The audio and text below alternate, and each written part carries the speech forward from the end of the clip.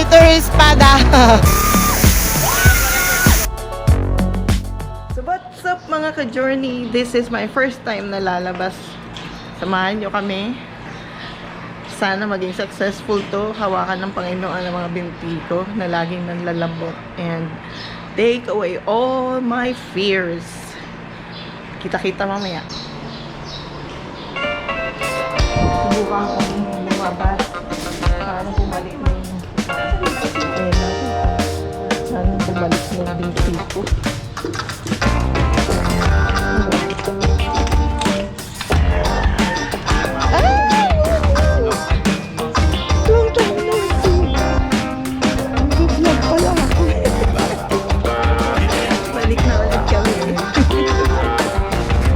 Balik na ulit kami.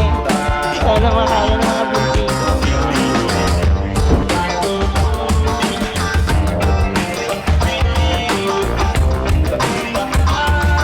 Ganda ng kasa. Ayan po, natititiwan ko.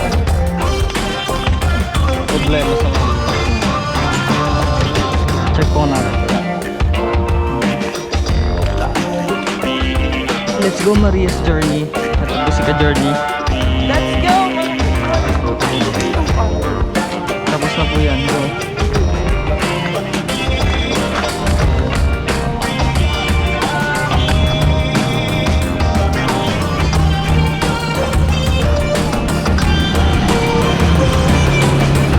Sabi ni mama hindi na niya kaya mag-bike. Nakakapag-bike pa rin ng mga KaJourney.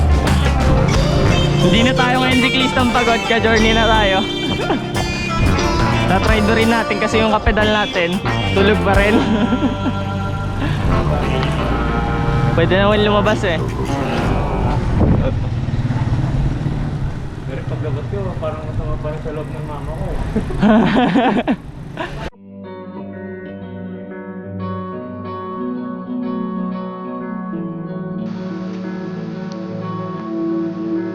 So it's been around 75 days now. Napakahirap yung laging nakakulong. Biking has been my life since na dalaga pa ako. And it has kept me sane from all the humdrums of the world. Diyan ako humugot ng lakas dahil siya nabibigay sa akin ng masayang kalooban.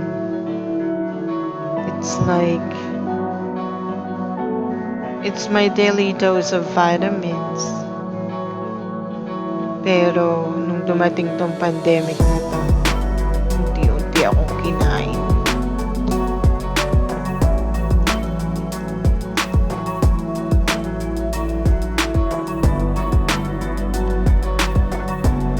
It all started when my son got sick. He was severely dehydrated and he also had flu. Sa panahon ngayon ng COVID-19, kapag meron kang sipon na tubo,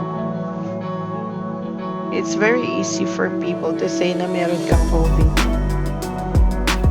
Even went into a conclusion na dadalhin mo yung anak ko sa 13 sa ospital kung saan nandun yung maraming cases.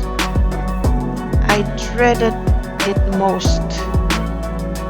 Sobrang na-stress ako. Hindi ko kinaya yung pressure, yung thought of not seeing him while he is sick and you don't even know if you're gonna see each other again or uuwi ba siya na nakalagay na sa urn. That kind of shitty thing fucks up with your mind. And being a mom, it's not an easy thing. Talagang kung pagbibigyan lang ako, baka talaga yung galit ko sa mga bugtag time. But I was really sure mga ka-journey na wala sakit ang anak ko because we never really got out. Not even a single day na lumabas ang anak ko, lalaki na yan.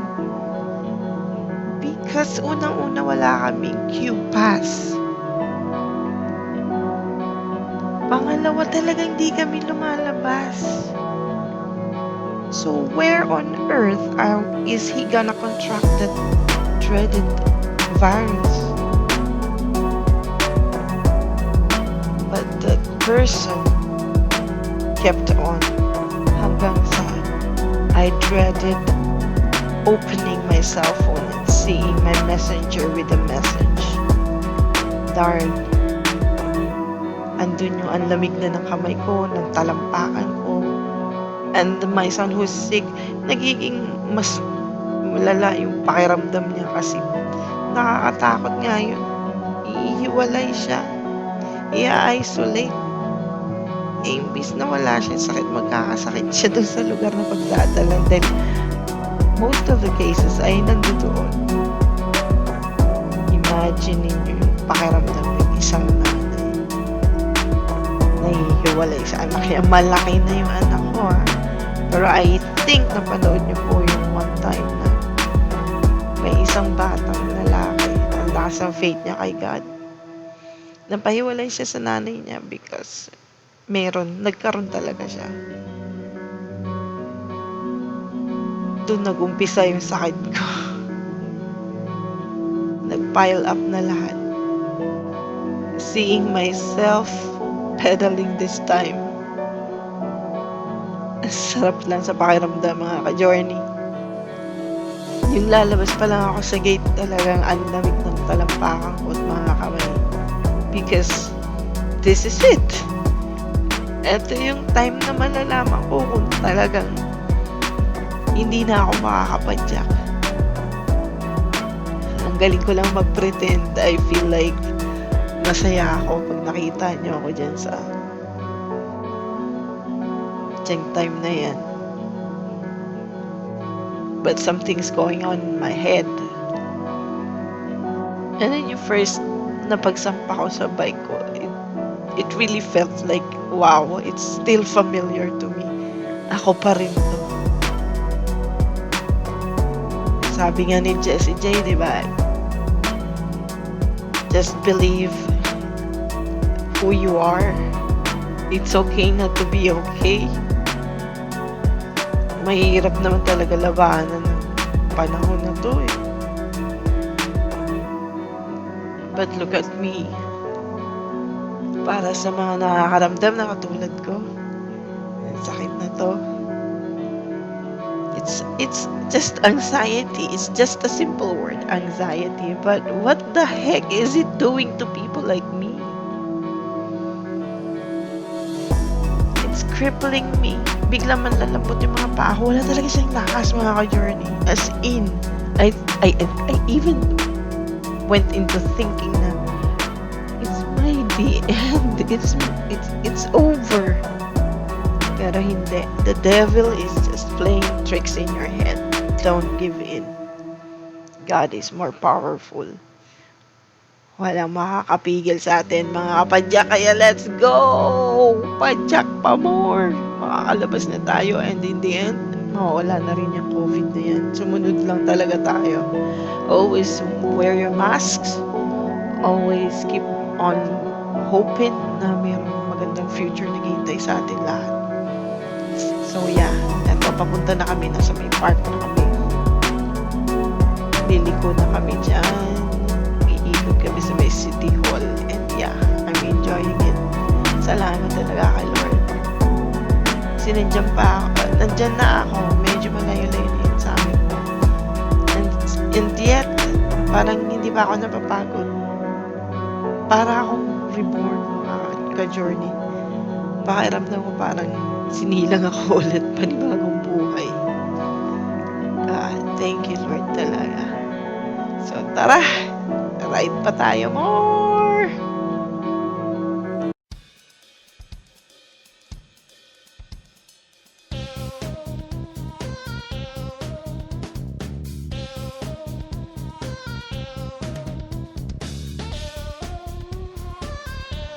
So, isa sa dahilan bakit ako napilitang lumabas kahit na takot ako mga ka-journey is pupunta kami sa City Hall dahil kailangan kong mag-swipe dun sa kiosk na nandoon. Kaya samahan nyo ako sa umagang ito. Kasama ko rin yung mga boys, pero si Kyle wala this time. So, malapit na tayo. Pababa, paliko na tayo. Actually. Okay. So, samahan nyo ako sa machine. I hope it will work this time. Ito yung first time ko na lumabas na nakabike. So, talagang yung pakiramdam ko dito, waging-wagi. Thank you sa pagsama sa akin.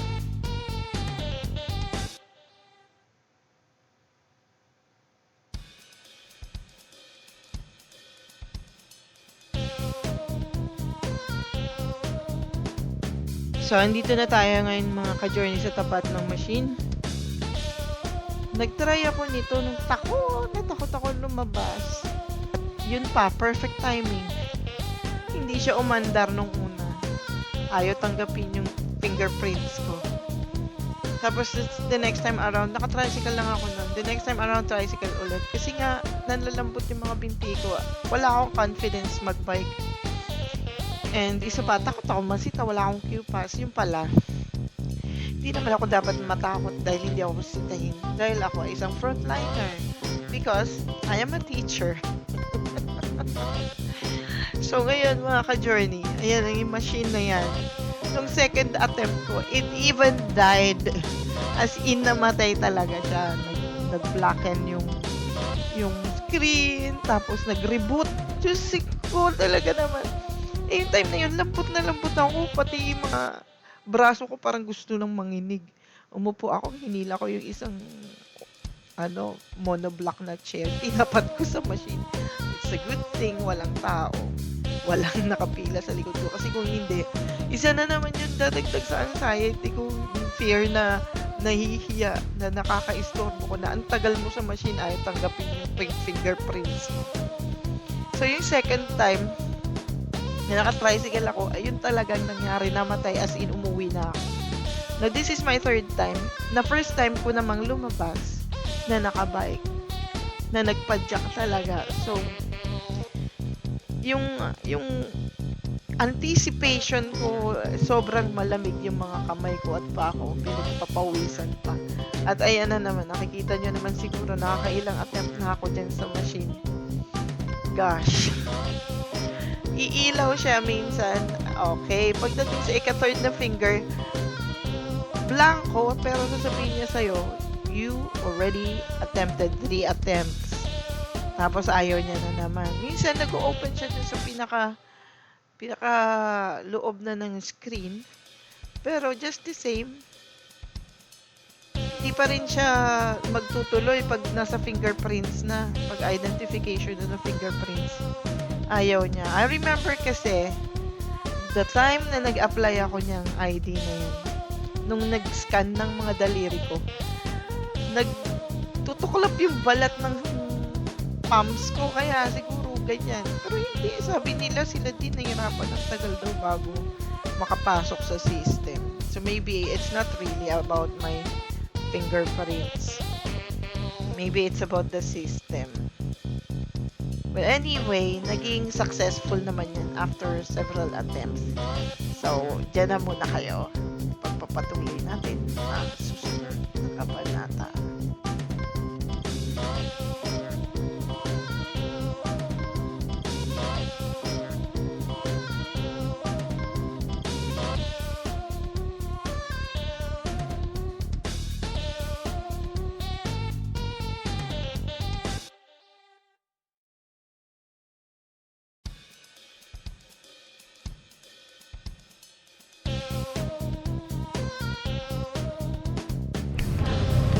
So mga ka-journey, successful naman after several attempts. Sobrang grabe, ang tagal bago gumana.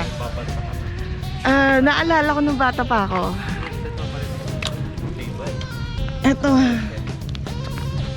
Eto, tuwan-tuwa dito mga Amerikanong mga bata. Pwede sumama mo. Makahiya. Ano kaya sa English ito? Di ba? Ay, go to sleep, go to sleep. So, tutuloy na namin. Owen, how does it feel na nakalabas na tayo? Masaya. Masaya. Baka pinagalitan daw ako. Kasi dumating papa ko dito kanina eh. Ay! Pinagalitan daw ako ng mama ko pag-alis. Kaya ako dire-diretso lang ako sa kilos kanina. Ikaw, ano masasabi mo? Ano, nakakamiss yung labas, no? Kasi tagal din tayo hindi nakakanta. Ako super saya ko talaga. First time ko ulit lumabas. Woo! Nakalabas na ako ulit. Ayan sila, nag-bike. Sarap sa pakiramdam mga ka-journey. So, ito yung city naman, City Hall. Ay, hindi ko pala naipakita yung likuran, ano, sayang. At ayun yung bike ni mama na bibilad. Tara, So, na tayo. So, paikot-ikot lang muna tayo dito mga ka-journey. Makailang laps man lang para yung binti makabalik sa dating niyang shape, dating niyang strength. Hindi ko nga pala nabanggit na napatunayan ko dun sa mga tao na gustong dalhin, pinagpipilitang dalhin dun sa hospital yung anak ko. I proved them wrong. Nagpa-doktor yung anak ko at talagang wala naman siyang COVID. And now he's doing well. Kasama ko nagbabike ngayon.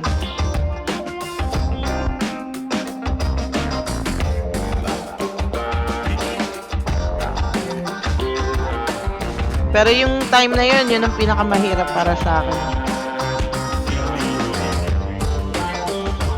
Hindi ko ma-handle yung stress na binigay sa akin na everyday check-in ng anak mo through messenger. Hindi pa nakontento, pinuntahan pa talaga ako kami, kabakan. Eh, ang hirap kaya na ma-judge ka ng mga tao sa paligid. Pangingilagang ka, pandidirihan mo ang pamilya mo. Hindi ko, akala ko baka ako avoiding scare. By coming in here at dala-dala mo yung record dyan sa kamay mo, inumpisahan mo na ma-judge kami. Mangilagan, pandirihan.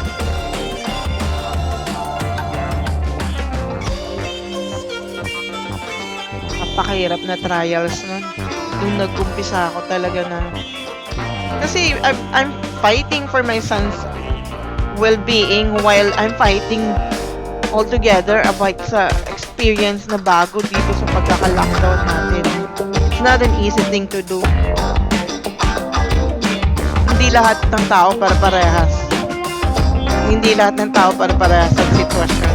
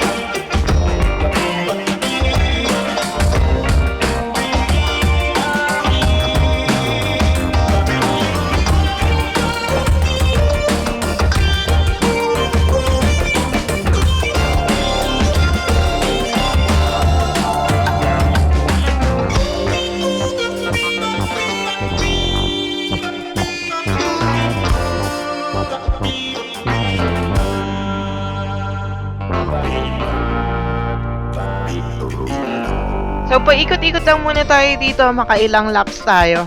Papawis. Tama yung boys. Angkuhan na tayo.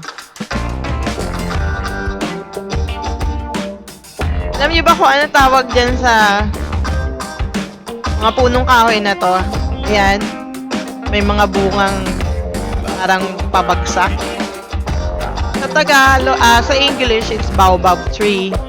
Pero sa Tagalog, ang makahula, bibigyan ko ng 100 pesos sa load ang unang mag-comment. Comment below guys kung anong klaseng puno yun. Matatagpuan sa PN Park, sa mga taga Cavite City. Hulaan nyo yan. O kahit hindi ka taga Cavite City, basta hulaan mo at ikaw ang unang mag-comment. Sa'yo yung 100 load. Hindi mo na kailangan manood ng live.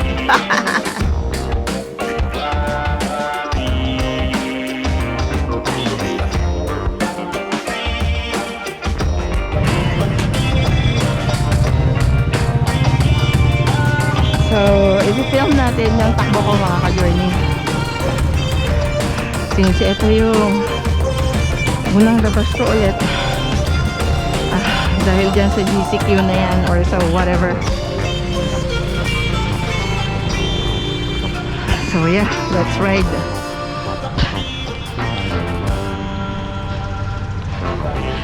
Woohoo! There they go. Ano ko. Si Owen. Mahirap ba huminga pag may mask? Oo, mahirap daw huminga pag may mask.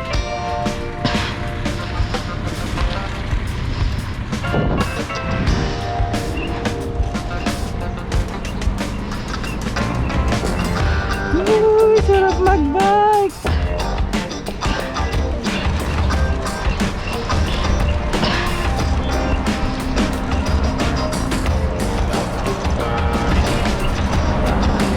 Daanin natin yung jeep or yung car. Whoop!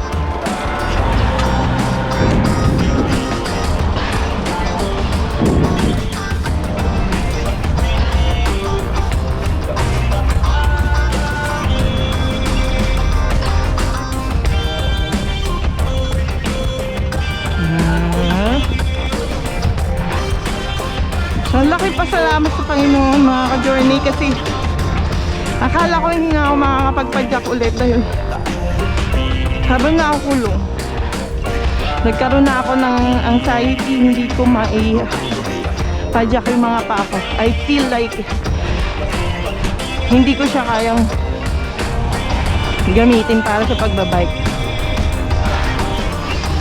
Pero malaking pasalamat talaga sa Lord na nakakapadyak tayo ulit. And nakalanghap na ng sariwang hangin. Ang pangit ng bike ko talaga, may squeaking sound. Hindi na maganda condition niya. Parehas kaming dalawa na stuck. Ang tagal. Almost 3 months. Magti 3 months na tayong quarantine.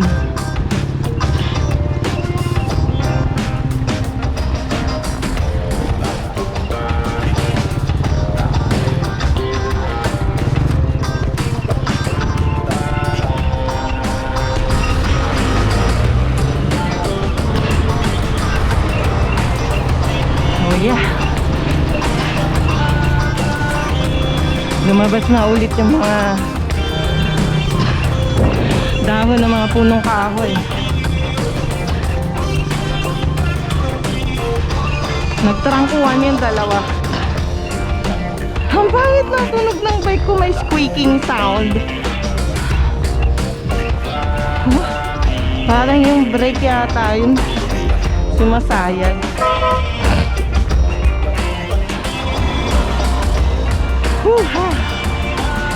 Sarap magbike at huminga. Sarap mabuhay sa mundo, Lord. Thank you. Sana mawala na yung COVID.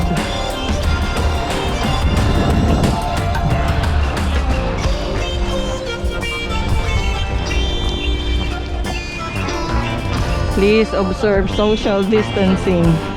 And there's nothing more like riding a bike.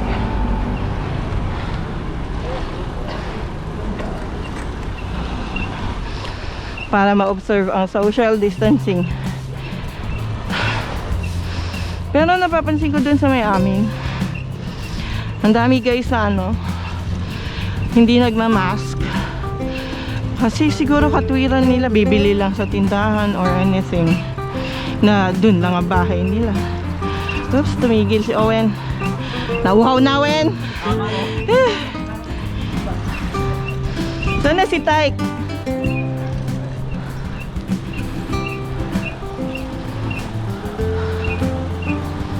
Ang pangit na talaga ng bike ko. May squeaking sound.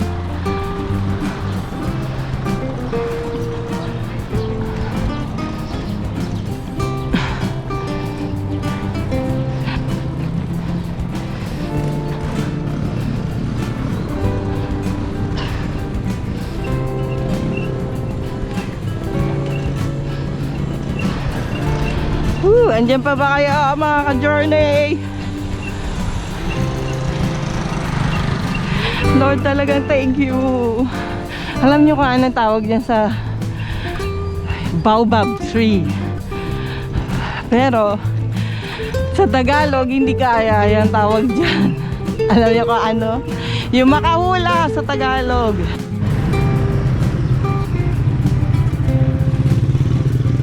So, i-film natin yung takbo ko mga ka-journey. Since ito yung unang labas ko ulit. Dahil dyan sa GCQ na yan or sa whatever.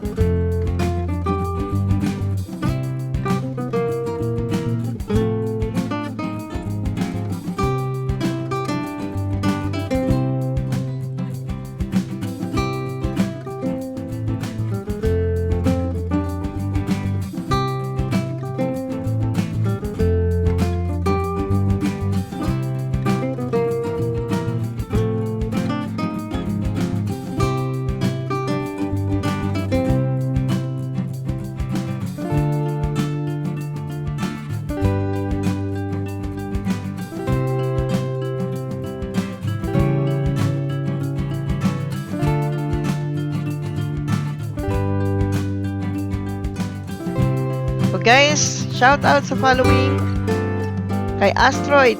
Thank you. Ikaw ang pinakaunang nag-comment sa ating last na upload. Shout out kay Rolando Abogne, kay Miles Alcantara. Shout out kay Yoni Optera, kay Alexandra Dalina, at kay Rap Arnoco.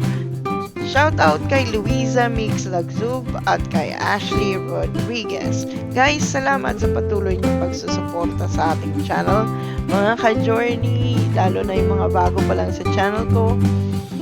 Please do subscribe and comment, like, hit the notification button para lagi kayong updated kung ano man ang nangyayari sa atin. Maraming salamat guys! So, dito na natin tatapusin mga ka-journey ang ating journey for the day. Kung bago kayo sa aking channel, please, pakihit nyo naman, pakipindot naman yung subscribe button and the notification button para lagi nyong makikita kung may bago kaming upload. Maraming salamat sa pag-antabay. Sana gabayan tayo ng Panginoong Diyos. Happiness is a choice. It's not easy to do it. Pero wala tayong magagawa. Kundi let's try and make our lives more beautiful and more livable and believable. Believe in yourselves. At mag-comment din po pala kayo kung sino nakakaalam dun sa baobab tree. Sino unang makakapag-comment magkakaroon ng 100 pesos na load. Okay? Until next time, hindi ko na napakita yung ibang vlogs na kasi namatay na yung battery ng GoPro natin. Bye!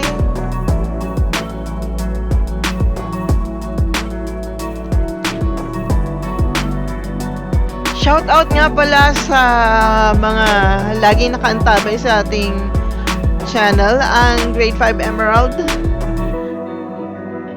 Shoutout kay Dagul, kay Rolando, shoutout kay Rap Rap, shoutout kay Alexandra, kay James Bambao, kay Migs Lagsub, sino pa ang mga gusto i-shout out, just comment below. At sa mga subscribers ko din, nakapwa ko guro, maraming salamat sa pagsuporta nyo. At sa mga kapadyak ko na taga Filipino Bikers Group, isang magandang weekend po or beginning ng araw kasi ma-upload ko to mamaya, bukas ng Monday nyo mapapanood siguro. Okay, thank you and more power. Sana mawala na yung COVID talaga. So may mga anxiety din, pagpatuloy nyo lang yung paglaban. Do not give in. Mahirap, alam ko, kasi naranasan ko. Pero there's nothing more we can do. Just continue fighting. Isipin nyo lang mga taong gusto nyo ipaglaban. Kaya gusto nyo pang mabuhay mas matagal. Alright? Bye!